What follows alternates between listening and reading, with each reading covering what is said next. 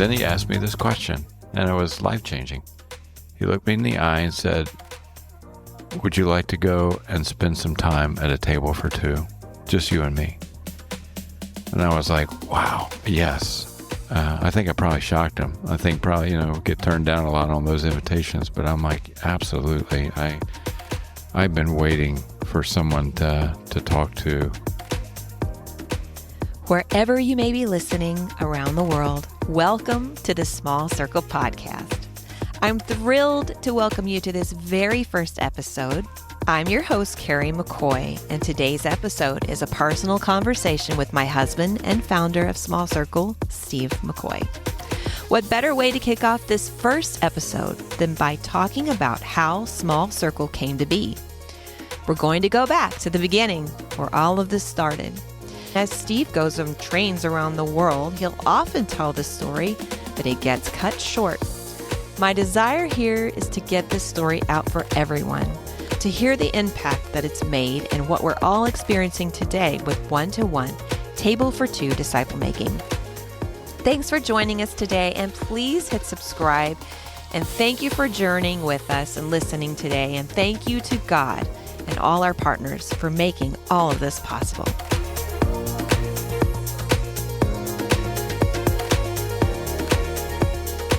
I just had this thought that came in my mind that I have this coffee mug, and it seems like everybody's got a gajillion coffee mugs, but I have this one that I kind of display, and it's for me, actually. And on the coffee mug, it says, "Don't forget why you began." And I think that's the importance of this story, because the birth of that story is so critical to the why, we do what we do. Everything SmallCircle is and everything you do really stems from the story. Mm-hmm. It does. So take us back. I believe it's 1982? Yeah. Okay. Yeah. And leading up to 82, just to, we could go probably too deep in the weeds with this, but, there were years for me searching for God. I had been brought up in a kind of going to church culture, but didn't really have any connection to God. There was no rhythm. And so there came that point in time, as God does, showing up and really drawing, kind of magnetizing us to Him. And so it was really years of confusion and frustration, trying to say, how does this all come together? And sometimes I think, we can all relate to trying to learn something new. Maybe it's a new app or a new program, or, we're trying to learn French right now. Mm-hmm. And there are times like, if you could say, man, if I just had one person that I could ask some questions to. So 1982 was preceded by 3 years of sometimes agonizing moments of just trying to figure out, how does a human being connect with God? How old are you right now? It all started when I was a junior in my first college, so I'm probably coming up on 19, 20, something like that. And as in that stage of life, I think we have more questions, and we think we have answers and all that. So this led me to living in Boston. I was studying to be a concert pianist, was going to a really high-level classical music school, and moved to this big city, trying to figure it all out, and kind of daunting. And so I began to read the Bible. The more I read, the more guilty I felt, to be honest with you, looking in the Old Testament, things that people did that they kind of got taken out back and stoned for. And I'm like, wow, I've done that. And so I just, began convincing myself that this is not good news here. So, in a big city, when you and I have been in New York City, we sometimes pop into a cathedral just because it's, the construction of it's really the beautiful. Ambience is calling. Oh man, the stained glass windows and all that, and so it almost has a kind of a religious feel to it. You step in and you can hear the angels singing. And so when you're searching, you're like, wow, okay, I guess that's where I go. And so back in the day, we had phone books. And I would look and try to find a familiar address and then hop the subway and then go to that church. And to be honest with you, not being critical, but it was just really flat. And it really caused greater confusion because when I was reading the Bible, I'm like, wow, these guys have a lot of passion. Mm. And I would go and they'd have a little 10-minute message and the place was nearly empty and it just was really weird. And I would just kept going from one place to the next. You didn't give up right away. You went to several different churches, several different denominations. Oh man, I would, to be honest with you, more than several. I mean, I did go to one church that multiple times, like 5 or 6 times. I kept trying to, and the guy that was leading pastor at the time, he could never remember my name. He always called me Scott. And it's not like you have a hard-to-learn name either. Steve, who gets that wrong? So after about 3 or 4 weeks, I just gave up and I became Scott there. So at any rate, just continue to search. And, that search led me to a church in Cambridge, which is right next door to Boston and the city of Boston. So went into this church. It was super multi-ethnic. There were people from, many different countries, the Caribbean islands. The pastor was from India, and his name was Titus. And so finally, after all these years, I heard someone speaking about God that had the same passion that I was reading about in the Bible. Mm. And that was attractive to me. And he just was so clear with the message about Jesus, and it was so good, such good news. I know we call, the gospel we call good news, but it was like really good news to me that God would still love me because I had kind of given up on that. So at the end of the service, he offered an invitation. And this was the very first time you walked in the doors of Titus's church. Totally, yeah. I was sitting in the back row, kind of checking out, and it was really different than any cathedral I had been in. It was kind of like an old gospel style, meaning you hardly see it anymore. No stained glass, high ceilings. No, and the older women, were kind of waving handkerchiefs, and people were shouting amen and glory to God and stuff. I was like, wow. People are excited. And so... what happened at the end of that service? Yeah, so raise my hand. Because Titus said, hey, anybody want God in their life, raise your hand. And without any hesitation, my hand shot right up. Mm-hmm. And so then he said, hey, if anybody raise your hand, come on down front. And at that point, I'm like, I'm not doing that. What do they do when you get down there? Do they brand you, shave your head? Who knows, And so the service ended. I'm walking out the door, and Titus pursues me and taps me on the shoulder, and in his beautiful Indian dialect said, I saw you raise your hand. And he asked me a question, do you want to accept Christ in your heart? And I think we forget sometimes that people that are not familiar with our Christian vernacular, I said to him, man, I don't know what you just said. What does that mean? Right. Accept Christ in your heart. I mean, yeah. So I said, but I've really been pressing in, looking for God and trying to find answers to questions and kind of iron out some pretty heavy guilt and things like that. And then he asked me this question, and it was life-changing. He looked me in the eye and said, would you like to go and spend some time at a table for two, just you and me? And I was like, wow, yes. I think I probably shocked him. I think probably, get turned down a lot on those invitations, but I'm like, absolutely. I've been waiting for someone to talk to. And who asks a question like that after meeting you for the first time? Yeah. And who comes and taps you on the shoulder and pursues you, and so we went in the back of the little church building and sat in his office, and we talked and talked and talked. I mean, I'm sure he was tired, probably done a couple of church services and gotten up early. Sunday afternoon, a lot of people go home and, pass out and relax. But we were not there an hour or two. We were there for 3 hours.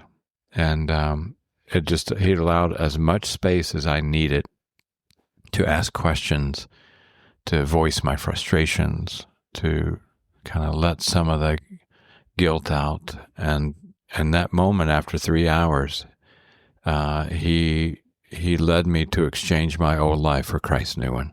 Mm-hmm.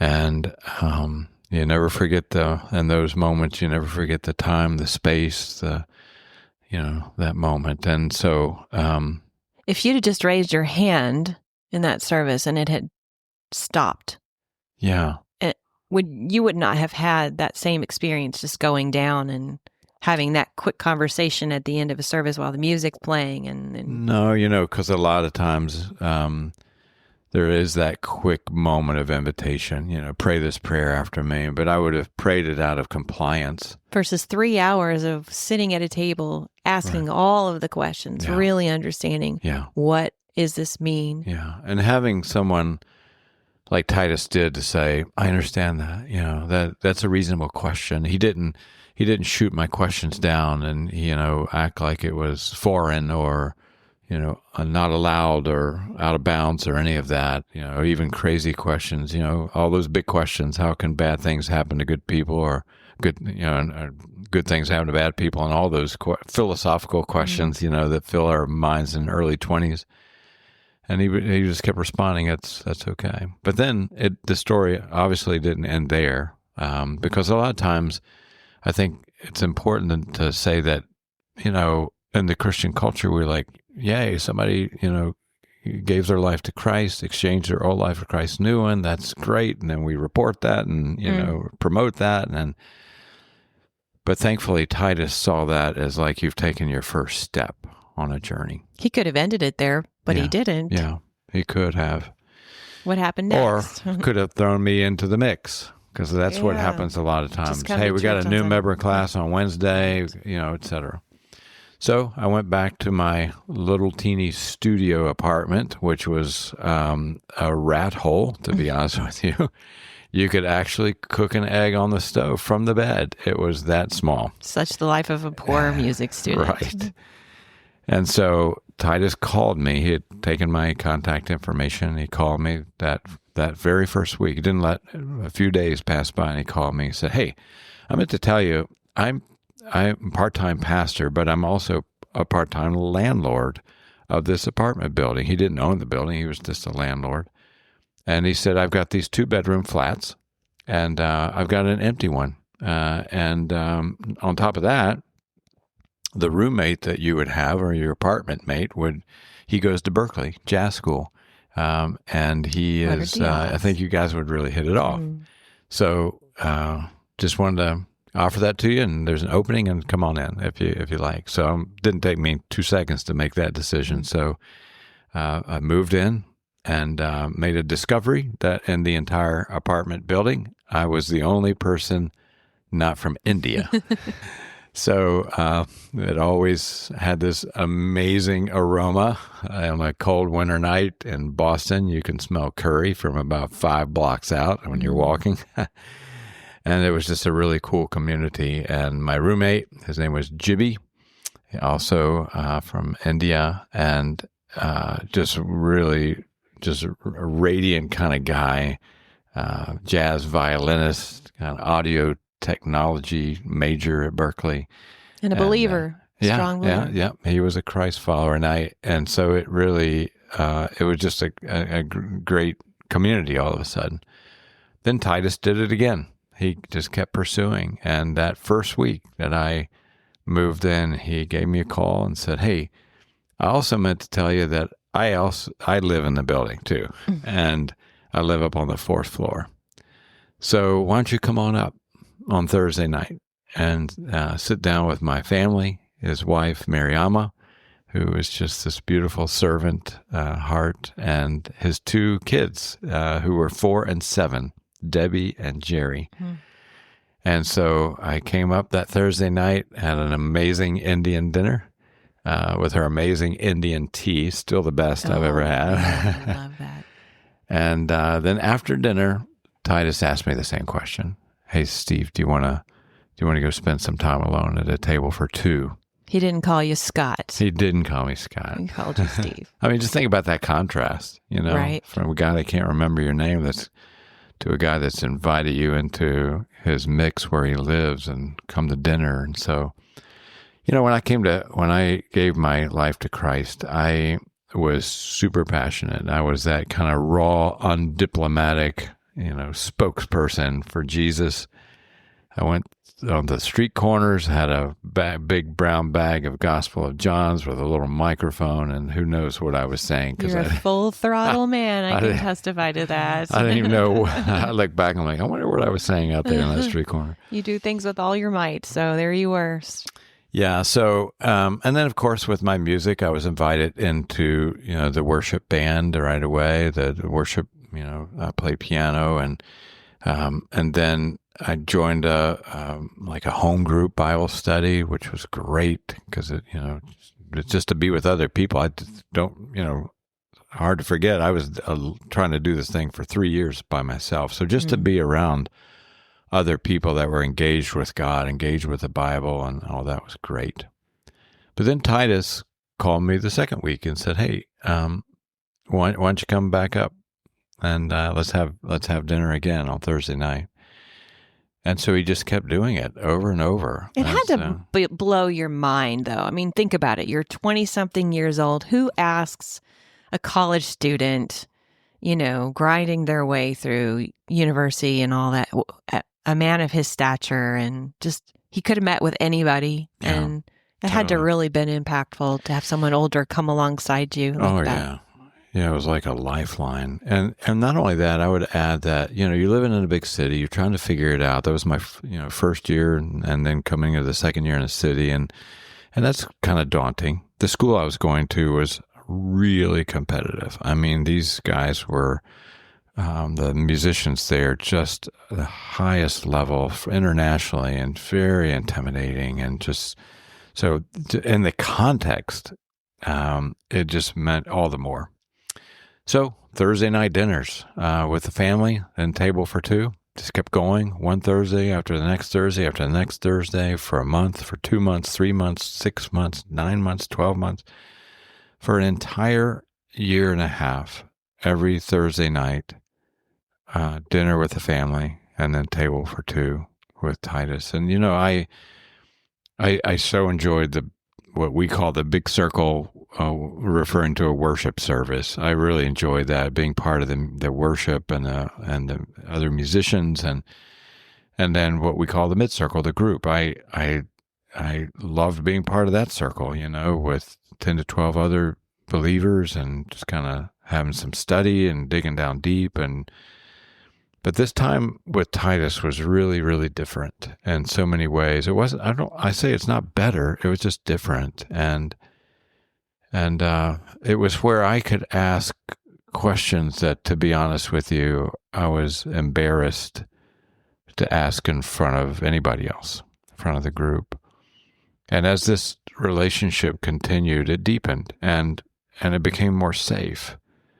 And I look back on it now, and it seemed to be like 6 months in or so. It just seemed like, the walls had dropped, and you could just be really honest, and it was just really authentic. And Titus was super patient, and when he was listening, he would kind of squint his eyes and kind of like pierce your soul, and just like he was like tuned into your soul frequency, and he would say, I see where you're coming from. Even if it was something really bizarre or stupid, he would just squint those eyes and say, "Oh man, yeah, I could see how you could think that. One of the ways you might rethink that," and would kind of like steer me, like. But it was confidential. You felt you could open up. And... Totally. Yeah, totally. So it was so impactful. And I made this assumption, and this is kind of to the beginning journey of Small Circle. And the reason we call it Small Circle is just because of those different circles. We big circle kind of worship service, and groups, kind of that mid circle, and then that one-to-one like Jesus had with John and I had with Titus. We just call that the Small Circle. And the reason that the journey began is because I didn't know anything about the church culture. So I just assumed, wow, this is such a cool strategy. Everybody does this. Totally. And so, man, I had no idea that you had these kind of 3 circles, worship kind of gatherings, and then, you get a group of people together and kind of dig in the Bible. And then you got this almost like spiritual tutoring, mentoring and journeying together with somebody at a more personal level. And so, AA has this program, Totally. but Christians, totally. we don't. It's so true. Yeah. Alcoholics Anonymous. First thing you do is you get a sponsor and someone that will walk with you and someone that you can call in those dark moments of doubt or, kind of backtracking. And so I went from there. God was moving and I was questioning, is the music, track, is that where God wants me? Spending a lot of time, 8 hours a day in a practice room by yourself. And God began to call me to something different. So I went from Boston to a seminary in the Midwest. And we learned a lot about the Bible. I still was a relatively new Christian. So, Old Testament surveys, New Testament surveys, really digging deep kind of intellectually. But after a while, I noticed like, wow, nobody's talking about this strategy. Nobody's talking about disciple making. I don't hear anything about this deeper, safe relationship, that I experienced with Titus. And so that became, I think, that germinating seed of like, wow, seems like if we put this in our church culture, people could experience relational safeness and transparency, which really led in my life to a really deeper life change in a lot of different areas. And had I not had that with Titus, and it just had been the worship services and the Bible group, the home group, which would have been great, but it wouldn't have gotten me down the road as far as I did with Titus. So it just became bewildering. And so there's the intentionality piece, though, too. I mean, when you say you're at music school, it's a high level. I mean, what that looks like is there are 365 days of the year. You would take one of those days off, which was Christmas. And how many hours of practice a day? 8 hours a day. 8 hours a day. So transitioning from that, out of that, into this culture where not only are you not seeing the one-to-one, but that drive that you left, not seeing that too. Mm-hmm. Yeah. Yeah, and not only that, just those piano lessons. I had 25 years of piano lessons, all very intentional. It would be ridiculous to have 2 students in the same room trying to take a piano lesson. Teaching them this, it's absolutely true. One person's playing too fast, one person's playing too slow, one person's at a certain level, another person's at a earlier level, and so I just had been conditioned from 6 years old that that having this personalized level of input makes a huge difference. So would you say this is kind of the beginning of where your personal holy discontent, if you will, the seed of that began to churn inside of you? Mm-hmm. You had this amazing experience with Titus. Mm-hmm. You're not seeing that prevalent. Mm-hmm. And I'm also seeing what it means to be in a group only, and just typical. I mean, if we're honest, and we love groups. We have a lot of groups at our church. So it's not anything against groups. It's just what they can do and what they can't do. They have a lid. Yeah, and just watching just the conversations that typically happen in a group, which are good conversations, but they're different conversations. They're not like that Jesus and the woman at the well conversation where it's super specific to that person, which is not even on a spiritual level, but just on a social level, not something that can easily happen in a group from week after week after week.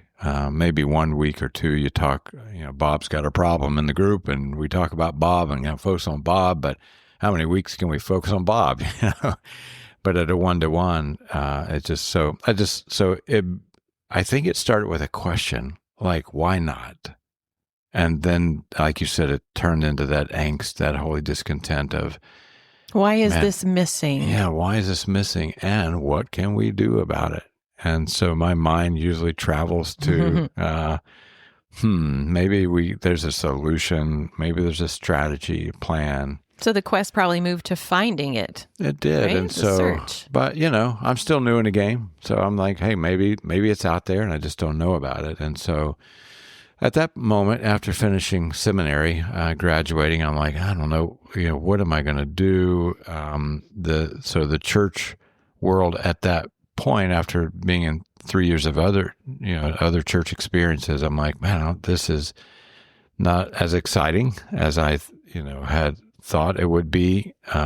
Didn't see again that level of personalizing like I had with Titus. So I thought, hey, you know what? I love the campus, the college campus, university campus, and love this, that age group. And you came to faith at that age too. Totally. So I thought, hey, I'll be a missionary, so to speak, in the university setting, which is highly needed. And so in order to do that, it's almost a basic requirement these days to get a doctorate degree. And so I thought, okay, I'm willing to do that.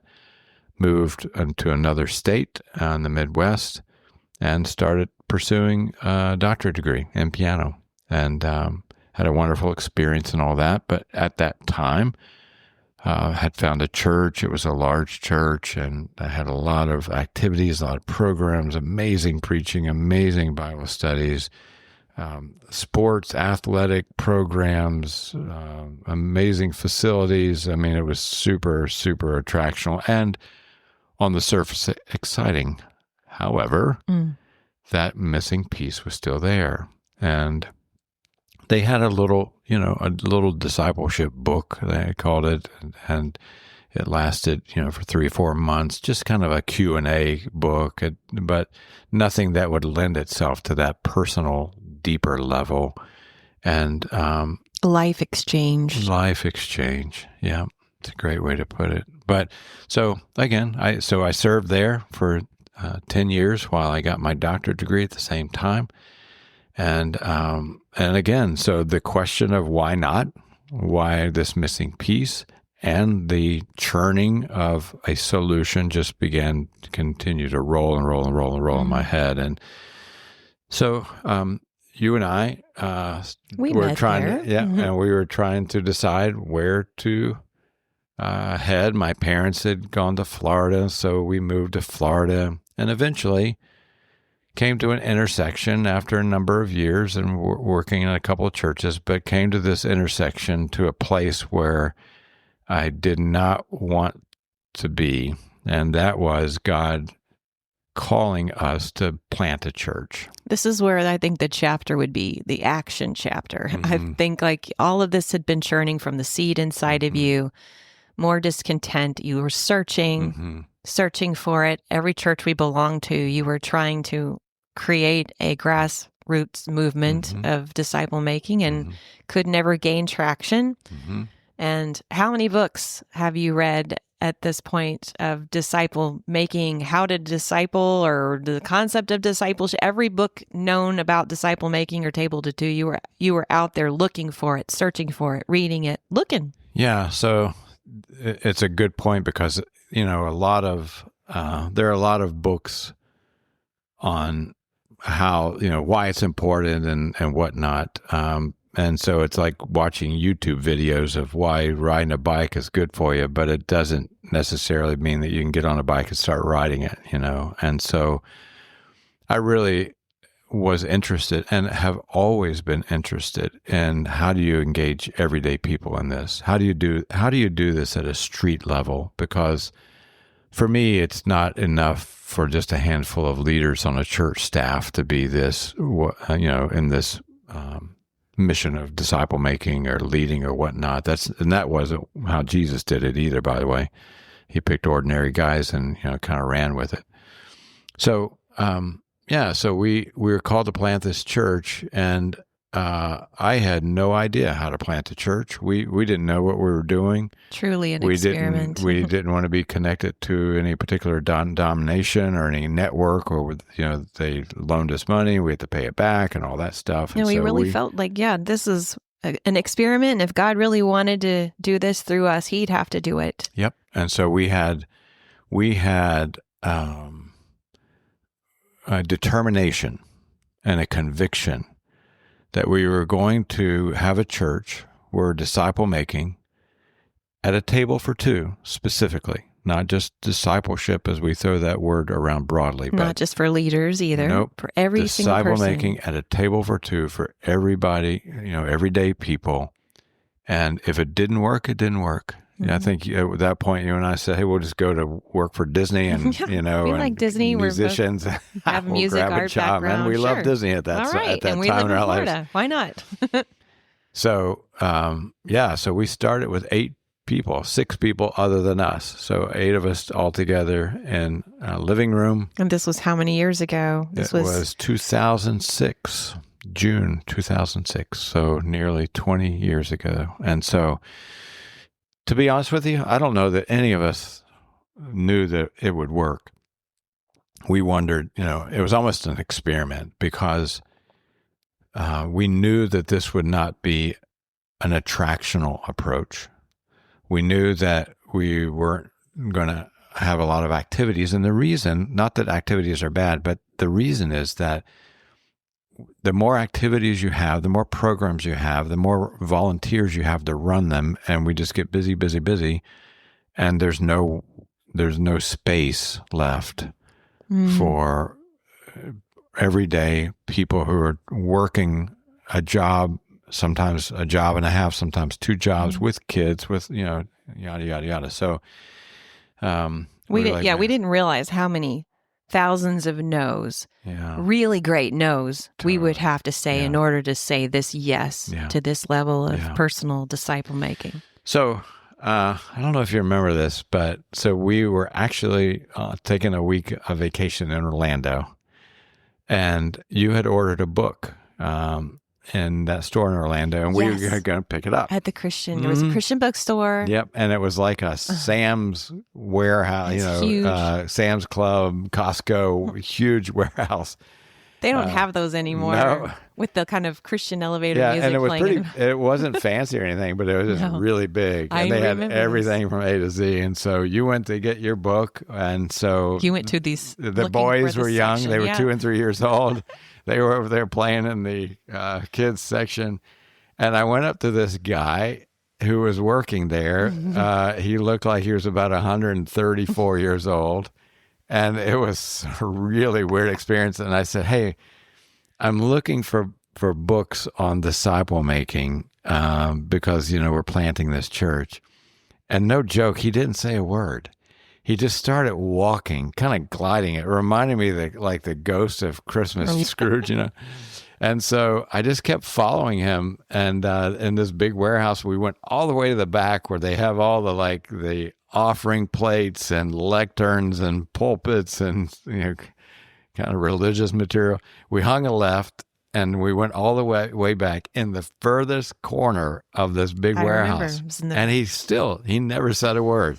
He just, like the ghost of Christmas future, just kind of pointed, extended his arm and pointed down at the bottom dusty corner. Yeah, this bottom shelf of the most remote bookshelf in the whole store. Which was not full of books. No, it was like a 2 or 3 laning up against, and then he left. So I was sitting there by myself, and I looked at the books. I'm like, wow, we really need some tools. And of course, there were tools out there. I wasn't like, the know-all of disciple-making tools. And there were some tools out there, not many. But I looked at them, and some of them were, they're more kind of like Bible studies. And many of them said you can use this, as a group setting or a one-to-one setting. And I knew that the distinction, you needed something for that distinction of a one-to-one. It's like that one-size-fits-all kind of mindset. So Anyway, so after a lot of grueling of starting a church that we didn't feel like we were equipped to start. And we weren't, be honest. And I said, wow, I've got to write some tools that had some specific design to them. How do we write some tools that are not just information? It's not just about the information. How do we do kind of like life experiences like Jesus had when he asked Peter to get out of the boat, and when he gave the disciples, the baskets to see the multiplying fish, and when he pointed out the fig tree and it withered and all that stuff. How do we bring that into more than a Bible study? Because, people say Jesus was a good teacher. No, he was a brilliant teacher who understood the way humans absorb. Mm-hmm. And he just didn't do sermons all the time. So, and then how do we have tools that, replicate, where people can go through, and as they're going through, they feel like they're getting confidence and equipped to do it themselves. And so all those things were kind of rolling around in my head. And really, you only wanted to do this for our people. I did. In our church. Yeah, for our church. And I really didn't want to, just have books to have books. And so with that in mind, I began writing the first 6 years of that church plant. Mm-hmm. I didn't take a salary for years years because I didn't want to be held hostage by the many agendas that were coming in. Why don't you do this? This is what we did in our previous church, et cetera, et cetera. And I just I want to really focus on this. So I would find a lot of space to write. I was a substitute teacher in art classes in high school, which, you just you sit there and proxy the room and whatnot. And so I spent 6 years writing the tools, and we experimented with 3 disciple makers at the very beginning just to see if it would work. And after all these years from that journey of 1982, and this is 2006, and by the time I wrote enough of the tools, it was probably more like 2010, 11 when we first jumped in with them, we began to see that distinction that we were looking for, life change and relational safeness, which gives birth to life change. And then people started talking, and those 3 early disciple-making pairs were just super excited. You couldn't hide the stories and their excitement. And because they started talking about it, other people in our church heard about it, and they wanted to do it, and it began to grow. And then it became known in our city with some churches who asked, hey, heard what's going on there. Super cool.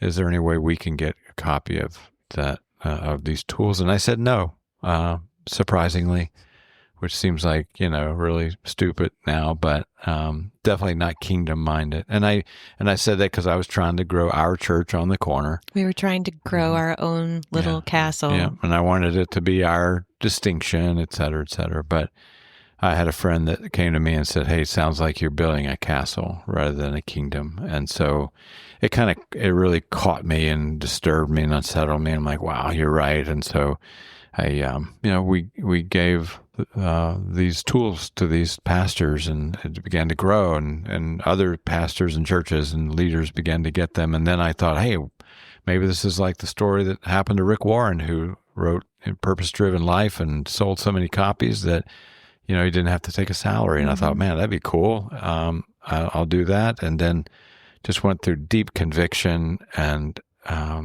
went away for a few days and just prayed and really got a really deep level of affirmation from God to give these tools away.